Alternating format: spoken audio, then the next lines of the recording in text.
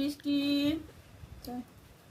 ঝড় বৃষ্টিতে কারেন্ট নেই, বসে বসে কি করব দেখো, শসা, টমেটো, পেঁয়াজ, চানাচুর, মুড়ি দিয়ে খেতে বসে গেছি। দেখো কেউ কে কে খাবে, কি ভালো লাগছে না দেখতে, কিন্তু মাখাতে পারছি না, মুড়িটা বেশি হয়ে গেছে, পাতলাটা হয়ে গেছে ছোট। দেখো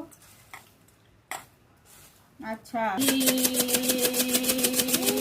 মুড়ি মাখা হচ্ছে, মুড়ি হয়েছে, যা বাবা হয় নাকি, হয়েছে ঠিকঠাক হয়নি।